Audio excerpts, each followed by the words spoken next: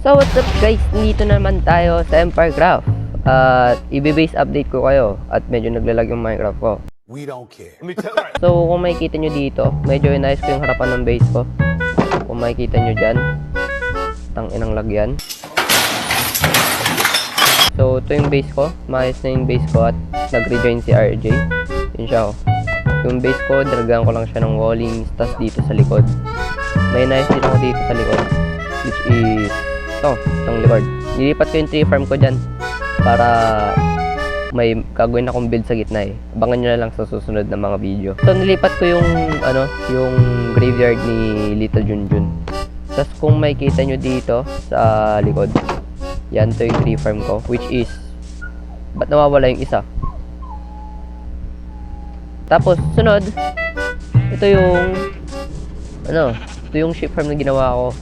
Kasi gagamitin namin yun sa farm. We don't care.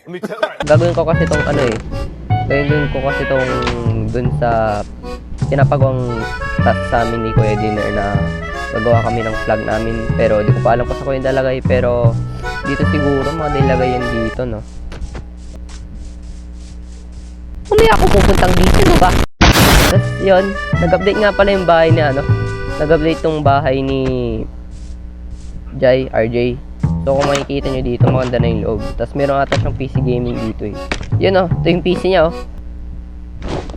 Yeah! So yun nga, wala pa rin nangyaring kaganapan na nangyari dito sa bahay ni Kuya Splash. Wala pa rin nagbago. Ay by the way, meron pala kami isang new member na napadpad dito, tapos namatay siya din sa portal namin. Kasi si RJ naglagay siya ng trap doon. Okay. So kung makikita nyo dito, tinakpan na nila yung trap kasi marami na namamatay sa portal namin. So yun lang guys. Yun lang yung update namin sa base ko. Sa base namin.